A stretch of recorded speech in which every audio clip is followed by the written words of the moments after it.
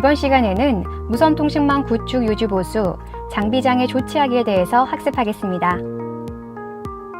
오늘의 학습 내용은 NCS 학습 모듈 무선통신망 구축 유지 보수의 82페이지에서부터 108페이지에서 확인하실 수 있습니다.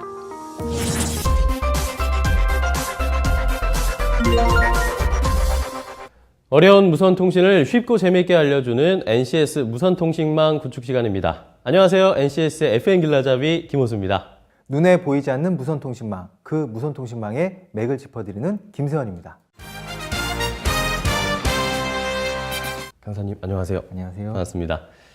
지금까지 유지보수의 계획과 인력교육 그리고 장애 예방에 관한 수업을 들었다면 오늘부터는 이 장비 장애에 관해서 배워보겠죠? 예, 무선통신망은 많은 장비로 구성되어 있습니다. 또한 무선통신망의 장비는 한 곳에 모여 있는 것이 아닌 광범위한 지역에 분포되어 있습니다. 이런 장비의 특성을 잘 파악해서 장애 처리하는 것이 매우 중요하다고 할 수 있습니다. 네. 또한 측정 장비와 툴을 잘 적용해서 사용할 수 있기 때문에 이번 시간에 그에 대한 수업을 진행해 보도록 하겠습니다. 그렇군요. 유지보수 계획이나 인력교육 등은 사람과 사람의 커뮤니케이션의 문제라고 생각이 되는데 이 장비 장애는 그런 차원이 아니기 때문에 더욱더 장비의 특성 파악이 아주 중요한 것 같아요. 네, 맞습니다. 얼마만큼 대비를 하느냐에 따라 장애가 발생하는 확률이 달라질 수 있으니까요. 그렇습니다. 자, 그러면 오늘의 NCS입니다.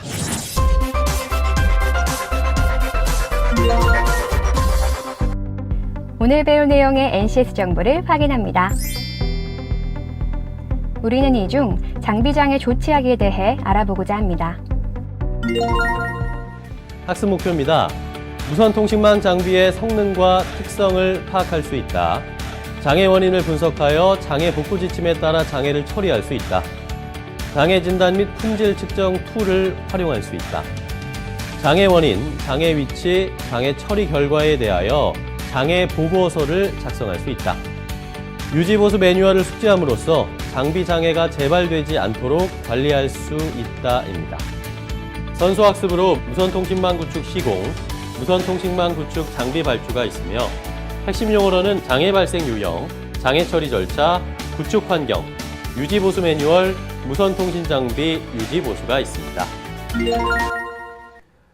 무선통신망 구축 유지보수의 마지막 수업, 이번 시간도 잘 부탁드립니다. 예, 무선통신망의 장비 장애는 우리의 삶에 직접적인 영향으로 많은 사람들에게 불편함과 손해를 발생할 수 있다는 점을 잘 인식하시고 수업에 참여해 주시면 됩니다. 네, 무선통신망 구축 장비 장애 조치에 대한 수업을 그럼 지금부터 시작하겠습니다.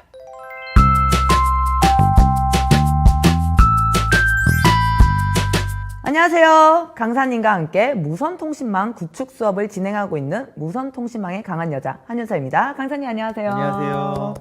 제가 며칠 전에 지방에 행사가 있어서 지방을 다녀왔거든요. 근데 갑자기 전화가 안 되는 거예요. 그래 진짜 고생했거든요. 지방까지 가서 전화가 안 되니까. 아니 어떻게 해야 돼요? 고생이 정말 많으셨겠어요. 그렇죠. 현대 삶에서는 무선통신이라는 걸 빼놓고 살아간다는 것은 상상할 수 없는 일이 되어버렸습니다. 네. 그런 무선통신망에 이상이 생긴다면 정말 갑갑하고 많은 문제가 생길 것입니다. 아니 그날 진짜 미치겠더라고요. 막 길도 모르고 이러는데 저희 내비게이션부터 전부 다 핸드폰으로 다 하잖아요. 전화도 안 되고 이러니까 너무 불편함을 크게 느꼈어요. 제가 그날 소중함도 너무 심하게 느꼈고. 그럼 이렇게 무선통신망 장비에 장애가 발생하면 신속하게 조치를 하는 게 너무 중요하겠더라고요. 네, 맞습니다. 얼마나 빨리 조치하느냐는 평소에 얼마나 무선통신망을 잘 이해하고 있느냐와 직결된 문제입니다. 무선통신망을 잘 안다라는 건 어떤 걸 잘 알고 있을 때 할 수 있는 말일까요? 네, 먼저 무선통신망의 구성도와 무선통신망을 구성하는 장비들을 알아볼 필요가 있겠습니다. 그럼 전체 구성을 말씀하시는 거죠? 네, 그렇죠. 지금부터 저와 함께 무선통신망 장비의 구성에 대해서 실습해 볼까요? 너무 기대돼요. 이제 다시는 고생 안 할 거 생각하니까 빨리 한번 배워보고 싶네요.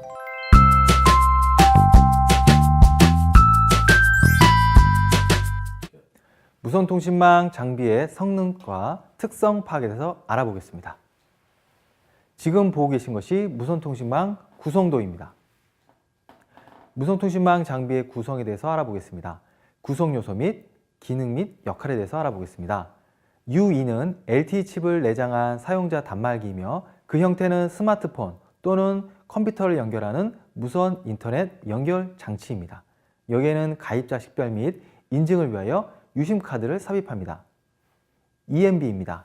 LTE 기지국이라고 불리며 LTE 사용자 단말과 LTE 네트워크 간의 무선 연결을 제공하는 장비입니다. MME입니다. 이동통신망의 두뇌와 같은 역할을 합니다. 사용자 단말을 인증하는 기능, 사용자 단말이 인터넷을 사용할 때 생성되는 논리적인 터널을 관리하는 기능, 가입자의 이동 상태를 관리하는 기능 등을 수행합니다. HSS입니다. 가입자별로 인증과 관련된 정보 및 가입자 프로파일을 가진 중앙 데이터베이스로서 각 기업자가 서비스 상품에 맞는 품질 등급 등의 정보를 보유합니다. SGW입니다. LTE 기지국 사이에서 핸드오버가 가능하도록 고정 위치를 잡아주는 역할을 합니다. 단말기가 기지국을 이동하면서 망에 접속할 수 있도록 해줍니다. CCC입니다. LTE EMB 시스템은 기지국 디지털 신호처리부 DU와 무선 신호를 송수신하는 무선 신호처리부 RU로 구성됩니다. DU는 LTE 집중국 국사에 위치하며 프로세서 기능, 네트워크 인터페이스 기능, 클럭 생성 및 분배 기능, 사업자 요구 알람 등을 처리하는 기능을 갖습니다. RU는 DU와 광 케이블로 연결되어 U2 부분에 설치되며 트랜시버, 파워 앰플리파이어, 필터로 구성된 통합 RF 모듈로 트래픽과 클럭 정보 및 알람, 제어 메시지를 송수신합니다. 기지국 BTS입니다. 기지국은 하나 또는 여러 개의 셀에서 사용되는 송수신기 및 안테나로 구성되어 있는 무선 장치에 대한 일반적인 명칭입니다. 기지국은 이동국과의 통신 또는 이동중계국의 중계에 의한 통신을 수행하며 발착신 신호 송출 기능, 통화 채널 지정 및 감시 기능, 자가 진단 기능, 무선 호출 기능, 전력 제어 등의 기능을 담당합니다. 지금 보시고 계신 것이 기지국 장치 구성도입니다. 기저대역 처리부는 정합장치, 변복족 장치로 구성되어 있고 무선 처리부는 트랜시버 유닛, RF 유닛, GPS 유닛으로 구성되어 있습니다. 이동전화 교환국 MSC입니다. 이동전화 교환국은 무선 시스템 상호 간의 및 PSTN 간의 인터페이스를 구성하며 이동국 간의 홀을 설정하기 위해 필요한 모든 신호를 수행합니다. 주요 기능으로는 통화 절체 기능, 위치 검출 및 등록 기능, 통화 상대 번호, 과금 등과 관련된 정보의 기록 및 저장 기능을 가지고 있습니다. HLR은 이동국으로 착신 신호를 연결시켜 주거나 그 밖에 이동통신 서비스를 제공하는 데 필요한 이동국의 모든 영구적인 정보를 저장하고 있는 데이터베이스로서 가장 중요한 정보는 이동국의 현재 위치에 대한 정보입니다. BLR은 다른 이동전화 교환국에 등록되어 있는 이동국이 자신의 관할 구역으로 이동하여 왔을 때 그 이동국의 위치 등록 절차에 따라 가입자 정보를 일시적으로 저장하는 데이터베이스입니다. 중계기 시스템입니다. 기지국의 위치나 지형 지물 등의 문제로 음영지역이 존재할 때 음영지역을 해소하기 위한 방안으로 중계기가 공급되고 있습니다. 중계기가 설치되는 지역으로는 주위에 산, 빌딩 등과 같은 지형 지물에 대하여 전파가 수신되지 못하는 빌딩 지하, 터널, 아파트 밀집지역, 경기장 등에 설치하여 음영지역 해소, 서비스 커버리지 확대, 통화 용량 증대, 통화 품질 확보 등의 역할을 합니다. 중계 시스템의 위치 선정은 가시거리가 확보되어야 하며 기지국으로부터 중계기까지의 거리가 약 3에서 4km이며 커버할 수 있는 반지름은 2에서 4km 정도가 되겠습니다. 무선 통신망이 복잡할 거라는 생각은 했지만 이렇게 많은 시스템의 복합체라는 것을 다시 한번 실감했어요. 네, 많은 장비들 중에서 장애가 발생한다는 것을 정확히 찾아내려면 무선 통신망의 특성을 정확히 알고 있어야겠죠. 와, 정말 강사님뿐만 아니라 무선통신망에 계시는 분들이 너무 존경스럽습니다. 야, 박수예요, 박수 정말. 감사합니다. 다양한 장비의 장애 원인을 분석할 수 있어야 그에 따른 장애 복구 지침에 따라 장애를 복구할 수 있습니다. 그런데 장애도 조금 덜 심각한 장애가 있을 수 있고 또 아주 심각한 장애가 있을 수도 있을 것 같아요. 그럼요. 그런 장애 등급을 구분해보고 그에 따른 장애 복구 지침에 따라 장애를 처리해 볼까요? 네. 장애 복구 지침에 따른 장애 처리에 대해서 배워보겠습니다. 장애 원인 분석입니다. 발생되는 경보는 장비 및 서비스에 대한 영향들을 고려해서 워닝, 마이너, 메저, 크리티컬 등급으로 구분합니다. 알람 종류에는 장비 출력 이상, 장비 품질 이상, 광 이상, 전원 이상 등의 알람이 있으며 그 외에는 도어 오픈, 팬, 통화 이탈, 예비 품질, 예비 상태 등의 알람 등이 있습니다. 지금 보고 계신 것이 장애 등급 구분입니다. 장애 등급은 크리티컬, 메이저, 마이너로 구분되고요. 크리티컬은 품질 및 상태가 모두 보고 중단되는 상태로서 서비스가 완전히 안 되는 경우를 말합니다. 즉 긴급사항을 말합니다. 메이저입니다. 메이저는 품질 또는 상태 중 한 가지가 보고 중단이 발생하는 경우로서 서비스가 가능하나 품질이 양호하지 않는 경우에 해당됩니다. 긴급사항이나 임시 조치가 가능한 사항이라고 볼 수 있습니다. 마이너는 서비스와는 무관한 알람으로 장애가 발생한 5분 동안 마이너 상태를 유지하는 경우라고 볼 수가 있습니다. 하드웨어 및 소프트웨어 장애 분석입니다. 기지국 장비 및 하드웨어 장애 시 제조사 유형별 하드웨어 에러 로그를 분석하고 장비 리셋, 보드 재실장 및 리셋, 교체 등의 여부를 파악할 수 있어야 합니다. 장비 교체 시에는 장비 처리 매뉴얼에 따라 순서대로 진행하고 장애 발생 전, 후에 에러 로그나 사진을 기록해 두어야 됩니다. 소프트웨어적인 문제가 발생하면 OS 재인스톨, 시스템 업그레이드, 패치 등의 적용 여부를 파악하여 설치 지침에 따라 작업을 진행합니다. 장애 발생 전후 에러 로그를 분석하여 제조사에 장애 분석 요청을 진행하고 장애 사항에 대한 피해 여부, 서비스에 대한 영향도 등을 파악하여 우선순위를 파악하고 진행할 수 있어야 합니다. 다음으로 과거 장애 및 변경 이력 분석입니다. 과거에 발생했던 장애나 변경 이력에 대하여 분석 및 자주 발생하는 장애에 대해서 조치할 수 있도록 긴급조치 매뉴얼을 비치해 두어야 합니다. 원인 분석 기초 자료를 활용할 수 있어야 됩니다. 또한 신규 장애 원인을 분석하고 활용할 수 있어야 합니다. 그리고 주요 장애에 대한 대응 방안을 수립하고 장애 예방 기초 자료로 활용할 수 있어야 합니다. 기지국 단계별 장비 장애 처리 절차입니다. 먼저 기지국 장비 장애 확인을 하고요. 재설치 및 보드 리셋 구분합니다. 끝으로 현장 장애 복구를 요청하면 되겠습니다. 다음은 회선 장애 시 단계별 장애 처리 절차입니다. 먼저 사전 준비를 하고요. 그 다음 알람 수집 및 병합을 하고요. 끝으로 장애 공통 원인 분석 툴을 이용해서 분석을 하면 되겠습니다. 기지국 전원 장애 발생 시 대응 절차입니다. 기지국 전원 장애 발생 시 정전 확인, 무정전 전원 공급 장치, 비상 배터리 등의 전격 전압을 측정하여 전원 이상 유무를 확인할 수 있어야 합니다. 기지국 장비의 전압을 측정하여 현장 통보 및 전압 측정이 불가한 경우에는 한전에 정전 신고 요청 및 센터 내 비상 전원을 투입하여야 합니다. 기지국 장비에 수용되어 있는 파워보드가 문제가 발생할 경우에는 예비 장비를 확보하고 장애 처리 매뉴얼에 따라 긴급 복구 작업을 할 수 있어야 합니다. 강사님, 네. 저 근데 궁금한 게 있어요. 그 눈에 보이는 확실한 장애, 그러니까 갑자기 핸드폰이 안 될 경우엔 확실히 장애가 발생한지 알잖아요. 근데 그거 말고도 아주 미비한 장애가 발생할 수 있잖아요. 평소에는 별로 문제가 없는데 분명 이것은 장애가 발생한 것이다 라고 말할 수 있는 그런 경우가 있지 않을까요? 네, 맞습니다. 피부로 와닿지 않지만 미비한 아주 작은 장애가 발생할 수 있습니다. 그러나 이런 미비한 장애라고 해서 방치한다면 결과적으로 엄청난 재앙으로 다가올 수 있습니다. 우리나라 속담에도 그런 표현이 있죠. 그거요? 저 알아요.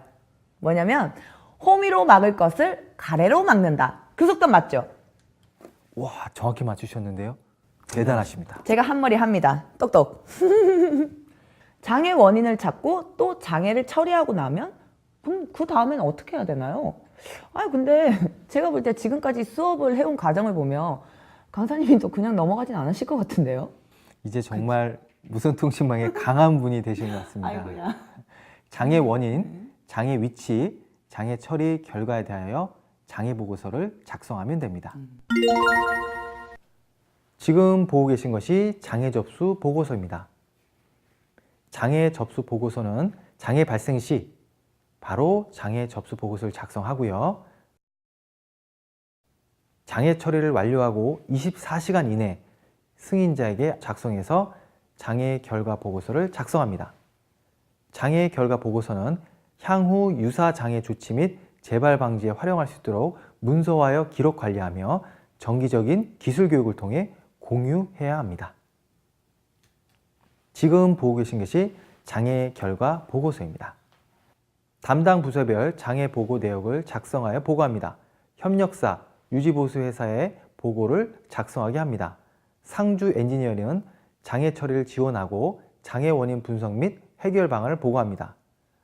사업 총괄자는 장애 처리 진행 상태를 수시 보고하고 장애 처리 완료 보고, 월간 정기 장애 현황 보고, 반복 장애 및 중요 장애 발생 대응 대책을 보고합니다. 서비스 데스크는 장애 처리 결과를 해당 부서로 보고하고 전파합니다. 해당 부서는 장애 발생 처리 완료 보고를 승인하고 월간, 주간 장애 처리 현황을 점검하며 장애 대응 체계를 점검하고 정기 및 비정기 점검 계획을 수립합니다. 보고 방법 및 주기 작성하기입니다. 보고 방법은 정기보고, 수시보고로 나눌 수 있고요. 정기보고에는 매일, 매주, 매월이 있습니다. 지금 보고 계신 것이 장애 이력 관리 대장입니다. 보고서를 작성했으니 이제 유지보수에 신경을 써야겠군요. 네, 맞습니다. 이젠 제가 설명드리지 않아도 될 것 같은데요. 그럼요. 그렇다면 유지보수 관리를 위해 어떠한 일을 하나요? 수시로 또는 정기적으로 점검을 해야겠죠. 그리고 장비 장애 재발 방지 훈련 등을 통해 꾸준히 유지 관리하는 것도 중요합니다. 장비 장애 재발 방지 관리에 대해서 알아보겠습니다. 유지 보수 방법 및 장비 수리 방안입니다. 매월 1회 이상 정기 예방 정비를 실시하고 점검 내역서를 작성, 제출합니다. 장애 발생 시 장애를 통보받은 후 4시간 이내 착수 및 보고를 완료해야 합니다. 정기 예방 정비 및 수시, 긴급 정비가 완료되면 유지보수 사항 및 내용을 유지보수 보고서에 작성하여 제출합니다. 하드웨어 장애일 경우 장비의 교체 및 수리는 유지보수 업체에서 신속하게 처리하고 기존 장비를 수리하는 동안에는 대체 장비를 신속하게 투입합니다. 유지보수 세부 내역입니다. 여기에는 정기점검 방안, 수시점검 방안, 긴급점검 방안, 유지보수 지원 방안, 교육훈련 방안으로 나누어서 설명할 수 있습니다. 먼저 정기점검 방안에 대해서 알아보겠습니다. 정기점검 방안은 무선통신망을 구성하는 전체 장비를 대상으로 합니다. 월 1회 실시하는 것을 원칙으로 하고요. 장애 발생 시 장애 통보를 받고 즉시 조치하며 휴일의 경우 접수 후 3시간 이내에 작업 착수 및 복구를 완료해야 됩니다. 점검된 항목들을 데이터베이스와 작업을 거쳐 향후 발생할 수 있는 장애에 대한 기초 데이터로 활용합니다. 수시 점검 방안입니다. 사용자 요청에 의한 점검을 실시하고요. 무선통신망 사용에 지장이 없는 범위 내에서 실시해야 합니다. 무선통신망에 영향을 주는 작업은 통신망 사용이 적은 시간대에 작업을 하는 것을 원칙으로 합니다. 긴급 점검 방안입니다. 사용자 요청이나 관리자에 의해서 시행이 되고요. 무선통신망의 환경 변화 등 기타 변수에 의해서도 시행이 됩니다. 하드웨어 장애일 경우 장비선 교체 후 불량 장비를 수리합니다. 유지보수 지원 방법입니다. 유지보수를 수행함에 있어 기술 및 업무적 전반에 대해서 성실한 자세로 지원하며 천재지변의 경우를 제외하고는 공휴일 등을 포함해서 상시 단절됨이 없도록 해야 합니다. 운영상 장애가 발생했을 경우에 접수와 동시에 정상 복구를 위한 작업에 착수하여야 합니다. 중요 장비 및 일부 장비의 백업 시스템 준비를 통하여 적극적인 장애 처리를 구현합니다. 그리고 자산 정보 수집을 통한 자산 관리를 기간 내에 실시해야 됩니다. 교육 훈련 방안입니다. 자료 제공, 기술 지원, 담당자 교육을 적극적으로 지원하고요. 설치된 무선통신망에 대한 자체적인 문제 해결 능력을 육성, 지원합니다. 그리고 전문가로 구성된 전담 교육팀을 조직 운영하고 피교육자별 세분화된 교육과정을 개발, 단계별 반복적 교육을 실시합니다. 교지 제작 및 교육 방법의 다양화를 통한 지원 체계를 확립합니다. 그리고 유무상 세미나 및 교육 기회를 제공합니다. 유지보수 능력을 위해서 실무자에게 핵심 기술을 교육합니다. 장비장애 재발 방지 훈련 절차에 대해서 알아보겠습니다. 먼저 환경 구성 및 장애를 발생하고 장애를 전파합니다. 다음 장애 요인을 분석하고 장애 존치 및 비상 계획을 세웁니다. 그리고 장애 처리 결과 보고를 하고 끝으로 훈련 결과 보고를 합니다. 장애 조치 절차입니다. 장애 조치 절차는 운영 중인 주요 시스템에 대해 발생할 수 있는 여러 가지 운영에 대한 원인 파악, 조치, 훈련을 위한 절차 및 내용을 기술하는 것입니다. 장애 조치 절차서를 활용하여 시스템 운영을 담당하는 여러 부서 간의 원활한 의사소통을 할 수 있고요. 장애에 대비한 훈련을 수행함으로써 장애 해결 시간을 단축할 수 있습니다. 장애 보고서를 만들어 놓으면 다음에 이런 장애가 발생할 때 해결 매뉴얼이 될 수 있을 것 같아요. 네, 맞습니다. 장애가 일어난 원인과 장애 처리 결과 등에 대한 보고서를 작성하는 것은 끝이 아니고 기술 교육을 통해서 공유함으로써 장애 재발 방지 및 유사 장애에도 신속하게 조치할 수 있을 것입니다.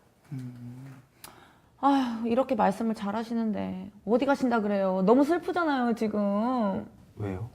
아니, 이제 강사님을 다시는 볼 수가 없잖아요. 이번 시간이 무선통신망의 마지막 수업이라고 제가 들었단 말이에요. 어디 가요, 선생님? 저도 윤서 씨와 함께 수업을 할 수 있어 정말 즐거웠습니다. 그러나 NCS를 통해 어디선가 또 만날 수 있지 않을까요? 강사님 덕분에 너무 행복했습니다. 저도 행복했습니다. 여러분, 감사합니다. 자, 오늘 학습 어떻게 보셨나요? 무선통신망의 장비들이 정말 많다는 것을 실감할 수 있는 그런 수업이었습니다. 또한 그런 장비들의 특성을 잘 알고 있어야 한다는 것 역시 전문가의 영역임을 다시 한번 실감하게 되는데요. 예, 장애 원인을 분석하고 장애 복구 지침에 따라서 장애를 처리할 수 있도록 하기 위해 이번에 배운 내용을 잘 알아두셔야 합니다. 네, 그러면 오늘 학습 내용을 한번 정리해 보겠습니다.